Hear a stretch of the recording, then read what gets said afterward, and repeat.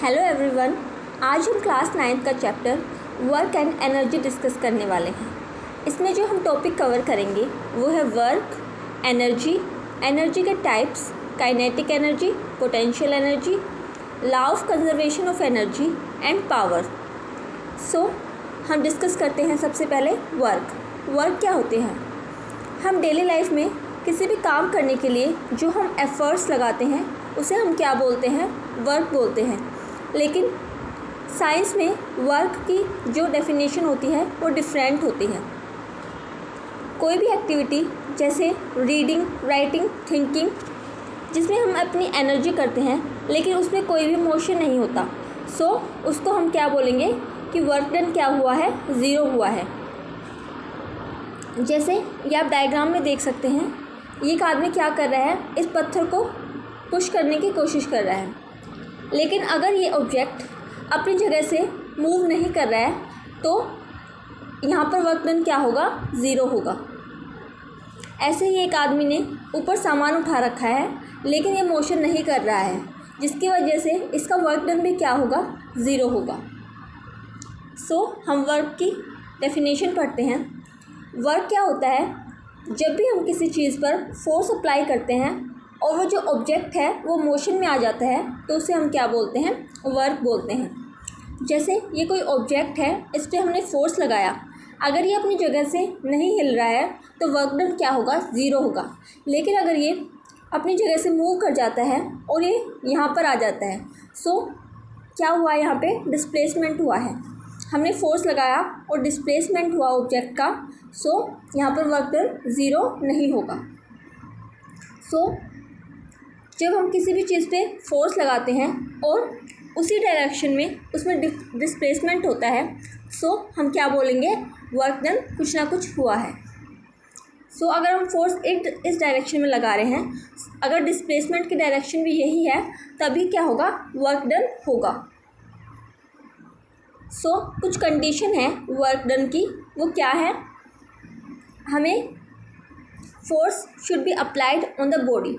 हमें ऑब्जेक्ट पे क्या करना पड़ेगा? फोर्स अप्लाई करना पड़ेगा। और जो वो ऑब्जेक्ट है या फिर बॉडी है वो डिस्प्लेस होनी चाहिए, अपनी जगह से मूव कर जानी चाहिए। सो ये क्या है? वर्क डन की कंडीशन है।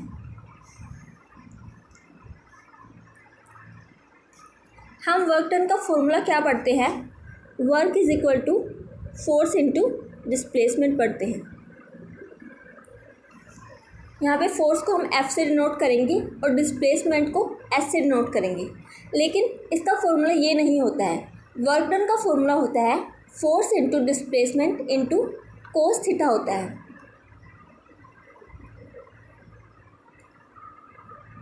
कोस थीटा क्या होता है? एक ट्रिग्नोमेट्री रेशियो है जो आप 10th क्लास में पढ़ेंगे। सो इसमें क्या करते हैं हम? जैसे हम केस फर्स्ट लेते हैं, जैसे कोई ऑब्जेक्ट है और हमने इस पर फोर्स अप्लाई किया। अगर फोर्स अप्लाई करेंगे तो ये ऑब्जेक्ट की कुछ मोशन करेगा और ये अपनी जगह से डिस्प्लेस हो जाएगा। सो फोर्स की डायरेक्शन भी सेम है और डिस्प्लेसमेंट की डायरेक्शन भी सेम है। इससे क्या होगा? अगर फोर्स और डिस्प्लेसमेंट की डायरेक्शन सेम होती है तो एंगल क्या बनता है? ज़ीरो बनता है। सो हमें इसमें ये जो थीटा होता है ये एंगल को डिनोट करता है, कितना एंगल बनता है। सो इसके लिए हमें कुछ वैल्यू याद रखनी पड़ेंगी। जैसे कोस जीरो की वैल्यू होती है, cos zero is equal to 1 होता है। कोस 90 की वैल्यू 0 के इक्वल होती है और कोस 180 की वैल्यू होती है -1 के इक्वल होती है। सो ये वैल्यू पुट करके हम निकाल सकते हैं। सो वर्क का फॉर्मूला क्या है? Force into displacement into cos theta. अब पैरेलल डायरेक्शन में हो रहा है, फोर्स भी पैरेलल डायरेक्शन में लग रहा है और डिस्प्लेसमेंट भी उसी डायरेक्शन में हो रही है, तो कोस जीरो की वैल्यू क्या हो जाएगी? पैरेलल हो जाएगी। तो कोस थीटा क्या हो जाएगा? ज़ीरो हो जाएगा।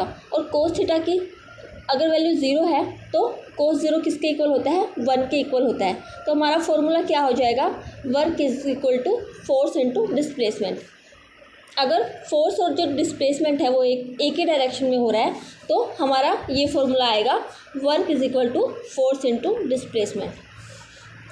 अब हम केस सेकंड लेते हैं। केस सेकंड में क्या होता है, जैसे ये कोई ऑब्जेक्ट है, हमने इस पर फोर्स लगाया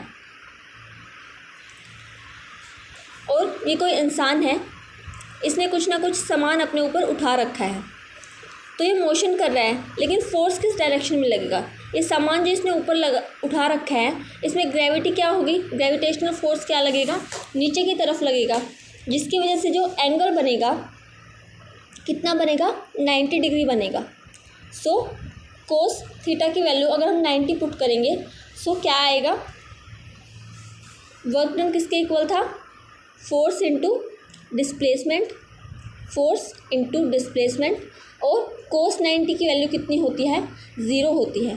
तो इस केस में जो वर्क डन होगा वो कितना होगा, 0 होगा। सो अगर फोर्स की डायरेक्शन नीचे डायरेक्शन में लग रही है और जो डिस्प्लेसमेंट है वो हॉरिजॉन्टली लग रहा है, तो जो एंगल बनेगा वो 90 डिग्री का बनेगा, जिसकी वजह से जो वर्क डन की हमारी वैल्यू आएगी वो 0 आएगी। सो अगर एंगल 90 डिग्री का बन रहा है तो हमारा वर्क डन क्या आएगा, 0 आएगा।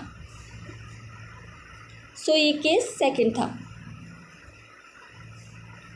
एक केस थर्ड भी होता है, जैसे उसमें क्या होता है, जैसे ये हमारी कोई, आप कार से कहीं जा रहे हैं, ये हमारी कार है, आप इस डायरेक्शन में जा रहे हैं, सो डिस्प्लेसमेंट क्या होगा, इस डायरेक्शन में होगा, लेकिन आपने एकदम से ब्रेक लगाए, सो ब्रेक लगाएंगे तो फोर्स एकदम पीछे की डायरेक्शन में लगेगा। सो डिस्प्लेसमेंट इस डायरेक्शन में हो रहा है और जो फोर्स लग रहा है वो पीछे की डायरेक्शन में लग रहा है, जिसकी वजह से जो अगर फोर्स इस डायरेक्शन में लग रहा है और डिस्प्लेसमेंट इस डायरेक्शन में लग रही है तो जो एंगल बनता है वो 180 डिग्री का बनता है।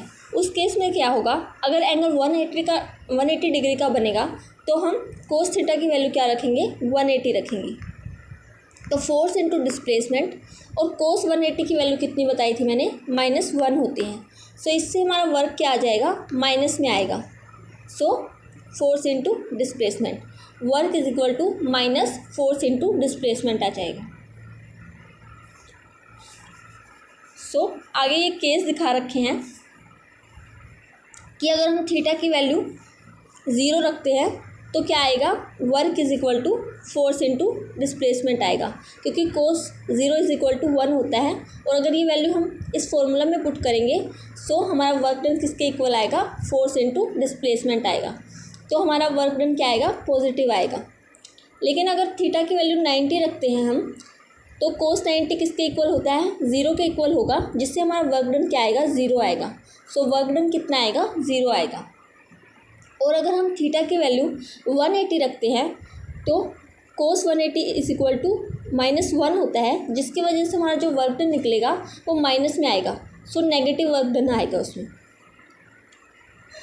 या आप डायग्राम से भी देख सकते हैं, ऑब्जेक्ट में फोर्स और जो डिस्प्लेसमेंट है दोनों एक डायरेक्शन में लग रहे हैं तो वर्क डन पॉजिटिव आएगा। और अगर ऑब्जेक्ट पे जो फोर्स है वो नीचे की डायरेक्शन में लग रहा है और जो डिस्प्लेसमेंट है वो हॉरिजॉन्टली हो रही है तो 90 डिग्री का एंगल बनेगा, जिससे जो वर्क डन आएगा वो 0 आएगा। और अगर फोर्स की और डिस्प्लेसमेंट की जो डायरेक्शन है दोनों अपोजिट डायरेक्शन में जा रहे हैं, इससे जो वर्क डन आएगा वो माइनस में आएगा। सो जैसे ये कोई भी कूली है, इसने ऊपर सामान उठा रखा है, तो इसमें जो फोर्स एक्ट करेगा वो नीचे की डायरेक्शन में एक्ट करेगा और जो ये इंसान है ये आगे की तरफ मूव करेगा। सो 90 डिग्री का एंगल बनेगा, जिससे वर्क डन क्या आएगा, 0 आएगा। लेकिन अगर ये सीढ़ियों पे कहीं जा रहा है, अगर ये ऊपर की तरफ जा रहा है तो क्या होगा, जो डिस्प्लेसमेंट है वो नीचे की तरफ वर्क करेगी और फोर्स ये ऊपर की तरफ लगा रहा है, जिसकी वजह से क्या हो जाएगी, दोनों के अपोजिट डायरेक्शन आ जाएगी और जो कोस की वैल्यू आ जाएगी कोस थीटा की वो 180 आएगी और हमारा जो वर्क डन आएगा वो माइनस में आएगा। अब आगे कुछ एग्जांपल है, आपको इसमें ये बताना है कि यहाँ पे कोई ना कोई वर्क डन हुआ है या नहीं हुआ है। सो फर्स्ट केस क्या है, Suma is swimming in a pool. Suma क्या कर रही है, पूल में पॉन्ड के अंदर स्विमिंग कर रही है। अगर वो स्विमिंग करेगी तो आगे की तरफ मूव करेगी, जिसकी वजह से कुछ ना कुछ वर्क डन होगा। सो फर्स्ट वाले में वर्क डन होगा। सेकंड में क्या है, a donkey is carrying a load on its back. एक डंकी ने क्या कर रखा है, अपने बैक के ऊपर सामान लाद रखा है, तो वो मोशन थोड़ी ना कर रहा है, तो इसमें वर्क डन नहीं होगा। थर्ड में क्या है, a wind mill is feeling water from A well. अगर आप कुएं से पानी निकाल रहे हो तो क्या कर रहे हो, आप उस पर कुछ ना कुछ फोर्स अप्लाई कर रहे हो। सो इसमें वर्क डन क्या आएगा, नेगेटिव आएगा। A green plant is carrying out photosynthesis. जो ग्रीन प्लांट है वो फोटोसिंथेसिस करते हैं, अपना खाना बनाते हैं, उसमें कोई वो मोशन थोड़ी ना हो रहा है, तो इसमें वर्क डन क्या आएगा, 0 आएगा। An engine is pulling a train. एक इंजन क्या कर रहा है, ट्रेन को पुल कर रहा है, तो उसमें क्या कर रहा है, वर्क डन हो रहा है। Food grains are getting dried in the sun. हमने क्या लिए, ग्रेन्स ले लिए और उनको धूप में रख दिया सूखने के लिए, तो उसमें कोई मोशन नहीं हो रहा है, इसलिए वर्क डन क्या आएगा, 0 आएगा। A sail boat is moving due to wind energy. Wind energy के कारण एक बोट क्या कर रही है, मूव कर रही है, जिसकी वजह से क्या होगा, उसमें वर्क डन होगा। सो आगे इनके आंसर दे रखे हैं, ये मैंने आपको बता दिया है, आप ये पढ़ लेना। आगे क्वेश्चन है, if a body is moving in the horizontal direction then work done by the force of gravity will be. अगर एक बॉडी हॉरिजॉन्टल डायरेक्शन में मूव कर रही है तो उस पर जो ग्रेविटेशनल फोर्स है वो कितना होगा। सो ग्रेविटेशनल फोर्स नीचे की तरफ लगेगा, जिससे एंगल क्या बन जाएगा, 90 डिग्री का बन जाएगा, जिससे जो वर्क डन होगा वो 0 होगा, क्योंकि 90 डिग्री के एंगल में 90 की वैल्यू कोस 90 की वैल्यू 0 होगी, और हम फॉर्मूले में पुट करेंगे तो हमारा वर्क डन क्या आएगा, 0 आएगा। नेक्स्ट क्वेश्चन है, when a body is moving in a circular path then work done by the centripetal force will be. अगर कोई बॉडी सर्कुलर पाथ के अंदर मूव कर रही है तब वर्क डन क्या होगा, उस पर सेंट्रीपिटल फोर्स अप्लाई करते हैं, और सेंट्रीपिटल फोर्स क्या होता है, या तो अंदर की तरफ लगता है या बाहर की तरफ लगता है, और जो बॉडी है वो हॉरिजॉन्टली मूव करेगी, सो इससे 90 डिग्री का एंगल बनेगा, और 90 डिग्री का एंगल बनेगा तो क्या होगा, वर्क डन नहीं होगा। सो अगर सेंट्रीपिटल या सेंट्रीफ्यूगल फोर्स लगता है तो उस केस में वर्क डन क्या होता है, 0 होता है। A person carry a heavy load and walks on a level road is any work been done in the case. एक इंसान क्या कर रहा है, अपने ऊपर उसने सामान लाद रखा है और वो जा रहा है, जो उसने सामान लादा है उसका जो फोर्स लग रहा है वो नीचे की तरफ लग रहा है, जिसकी वजह से जो एंगल बनेगा वो 90 डिग्री का बनेगा, जिससे जो वर्क डन है वो क्या आएगा, 0 आएगा। नेक्स्ट क्वेश्चन है, what is the work done by the force of gravity on A satellite moving round on the earth. हमें क्या बताना है, वर्क डन बताना है bye the force of gravity, जब कोई सैटेलाइट क्या कर रही है, अर्थ के अराउंड रोटेट कर रही है, तो क्या होगा, इसमें भी सेंट्रीपिटल और सेंट्रीफ्यूगल फोर्स लगेगा, जिसकी वजह से वर्क डन क्या आएगा, हमारा 0 आएगा। और फोर्स ऑफ ग्रेविटी तो नीचे की तरफ लगती है, जिससे 90 डिग्री का एंगल बनेगा और हमारा वर्क डन 0 आएगा। आगे क्या है, एक न्यूमेरिकल है, a porter lift a luggage of 15 kg from the ground and put on his head 1.5 metre. एक पोर्टर है जो क्या करता है, लगेज को ऊपर की तरफ उठाता है, जैसे यहाँ था और उसने उठाकर उसको यहाँ ले गया, तो इसका जो हाइट थी वो कितनी थी, 1.5 kg थी, और इसका जो मास था वो कितना निकला हमारा, 15 kg है। तो क्या करेगा, यहाँ पे नीचे की तरफ भी फोर्स लगेगा, फोर्स ऑफ ग्रेविटी, और वो कितना होता है, उसका फॉर्मूला क्या होता है, force is equal to mass into gravity होता है। तो हम जो ऊपर की तरफ इतना ही फोर्स लगाएंगे, m इंटू जी। तो हमें क्या निकालना है, वर्क डन निकालना है, तो हम वर्क डन निकाल लेंगे इससे। तो हमारा फॉर्मूला क्या होता है वर्क डन का, फोर्स इंटू डिस्प्लेसमेंट होता है।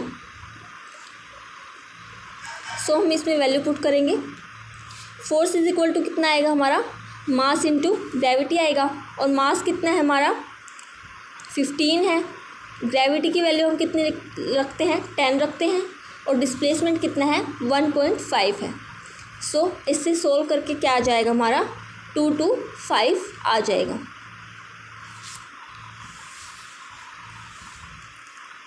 नेक्स्ट क्वेश्चन क्या है, Chintu Lal applied a force of 10 newton and move a book 30 centimetre in the direction of force. इस पर जो फोर्स अप्लाइड करता है वो 10 न्यूटन अप्लाई करता है और एक बुक को मूव करता है 30 सेंटीमीटर। ये सेंटीमीटर में है, आपको इसको मीटर में चेंज करना पड़ेगा। मीटर में चेंज करने के लिए क्या करते हैं, हम 100 से डिवाइड करते हैं और 100 से डिवाइड करेंगे तो हमारा कितना आ जाएगा, 0.3 मीटर आ जाएगा। अब बस हमें कुछ नहीं करना है, फॉर्मूला लगा देना है, work is equal to force into displacement. So हम वैल्यू पुट कर देंगे। फोर्स कितना है हमारा, 10 न्यूटन था और डिस्प्लेसमेंट 0.3 है। सो इससे हमारा जो वर्क डन निकल आएगा 30 निकल आएगा।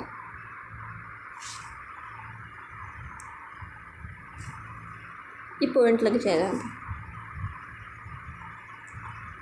नेक्स्ट क्वेश्चन है, if force is applied, 5 Newton force हमने अप्लाइड किया जिससे वो ऑब्जेक्ट 3 मीटर अबव मूव कर गया। तो यहाँ पे क्या है, फोर्स कितना है 5 न्यूटन और जो डिस्प्लेसमेंट हुआ है वो 3 मीटर है। सो हम फॉर्मूला लगा देंगे अपना, work is equal to force into displacement, force into displacement. Force कितना है 5 है और डिस्प्लेसमेंट कितना है 3 है, तो हमारा कितना आ जाएगा 15 मीटर आ जाएगा। अब नेक्स्ट है, एक टॉपिक है वर्क डन बाय ए स्प्रिंग। हमें एक स्प्रिंग लेना है और उसको बता रहा है उसने कितना वर्क डन किया है। सो जैसे ये स्प्रिंग है, इसको हम एक बार तो, जैसे स्प्रिंग है इसको हमने एक बार तो क्या किया, कंप्रेस किया और एक बार इसको स्ट्रेच किया, तो हमें इसमें वर्क डन बताना है। सो क्या होगा, अगर हम स्प्रिंग को क्या करते हैं, कंप्रेस करते हैं, तो जो फोर्स और डिस्प्लेसमेंट है वो क्या होंगी, अपोजिट डायरेक्शन में होगी, जिससे जो वर्क डन आएगा हमारा माइनस में आएगा। और अगर हम स्प्रिंग को क्या करते हैं, स्ट्रेच करते हैं, तो क्या होगा, जो फोर्स और डिस्प्लेसमेंट है वो भी क्या होगा, अपोजिट डायरेक्शन में होगा, जिसकी वजह से हमारा जो वर्क डन आएगा वो माइनस में आएगा। सो नेक्स्ट है unit of work done. So unit क्या होती है वर्क डन की, जूल होती है।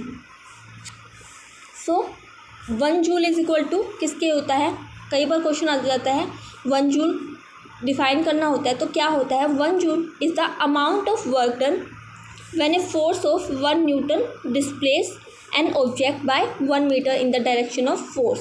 सो 1 joule is equal to 1 newton into 1 metre. So 1 joule 1 newton metre के इक्वल आ जाएगा कि हमने कितना अमाउंट ऑफ वर्क डन आएगा 1 जूल में, जब हमने फोर्स अप्लाई किया, 1 न्यूटन फोर्स अप्लाई किया किसी भी ऑब्जेक्ट को मूव करने के लिए in the direction of force. So उसको हम क्या बोलेंगे, 1 जूल बोलेंगे। अब नेक्स्ट हमारा टॉपिक है एनर्जी। एनर्जी क्या होती है, किसी भी काम करने की हमारी जो एबिलिटी होती है उसी को हम क्या बोलते हैं, एनर्जी बोलते हैं।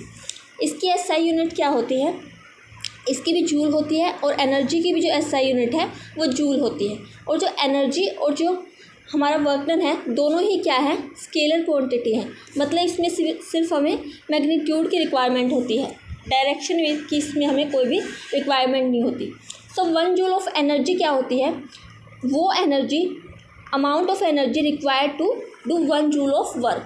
1 जूल ऑफ वर्क करने के लिए हमें कितने अमाउंट ऑफ एनर्जी की ज़रूरत होती है, उसे हम क्या बोलते हैं, 1 जूल ऑफ एनर्जी बोलते हैं। सो अब डिफरेंट टाइप की एनर्जी होती है, अलग अलग टाइप की एनर्जी होती है। तो सबसे पहले है काइनेटिक एनर्जी। अगर कोई भी ऑब्जेक्ट मोशन कर रहा है, आप लोग चल रहे हो, तो वो किसकी वजह से चल रहे हो, उसमें काइनेटिक एनर्जी होती है। तो कोई भी ऑब्जेक्ट अगर मोशन करता है तो उसमें कौन सी एनर्जी होती है, काइनेटिक एनर्जी होती है। पोटेंशियल एनर्जी क्या होती है, अगर किसी भी ऑब्जेक्ट को हम यहाँ से ऊपर की तरफ मूव कर रहे हैं, हाइट की तरफ मूव कर रहे हैं, तो उसकी एनर्जी चेंज हो रही है, उसी को हम क्या बोलते हैं, उसकी पोटेंशियल एनर्जी बोलते हैं। जो केमिकल एनर्जी होती है वो क्या होती है, जो सब्सटेंस में स्टोर होती है और या फिर जो रिएक्शन के दौरान जो भी एनर्जी रिलीज होती है उसे हम क्या बोलते हैं, केमिकल एनर्जी बोलते हैं। हीट एनर्जी क्या होती है, जो एनर्जी हमें हॉट ऑब्जेक्ट या हॉट पार्टिकल से मिलती है उसी को हम क्या बोलते हैं, हीट एनर्जी बोलते हैं। लाइट एनर्जी हमें किससे मिलती है, जो सन या फिर बल्ब से जो हमें एनर्जी मिलती है उसे हम क्या बोलते हैं, लाइट एनर्जी बोलते हैं। साउंड एनर्जी क्या होती है, कल हमने साउंड वाला चैप्टर कंप्लीट किया है। तो जो वाइब्रेटिंग ऑब्जेक्ट से जो साउंड निकलती है उसी को हम क्या बोलते हैं, साउंड एनर्जी बोलते हैं। इलेक्ट्रिकल एनर्जी हमें जो इलेक्ट्रिकल इंस्ट्रूमेंट है या फिर इलेक्ट्रिक करंट है उनसे, या जो चार्ज पार्टिकल है उनसे जो हमें एनर्जी मिलती है उन्हें हम इलेक्ट्रिकल एनर्जी बोलते हैं। अब न्यूक्लियर एनर्जी क्या होती है, कई एटॉमिक न्यूक्लियाई होती है, उनके स्प्लिटिंग से जो हमें एनर्जी मिलती है उन्हें हम क्या बोलते हैं, न्यूक्लियर एनर्जी बोलते हैं। सो हम एनर्जी के टाइप कल डिस्कस करेंगे। आज हम बस इतना ही डिस्कस करेंगे। अगर आपको कोई भी डाउट हो तो आप कमेंट सेक्शन में पूछ सकते हैं, और अगर आपको मेरी वीडियो पसंद आई हो तो please like, share and subscribe my channel. Thank you.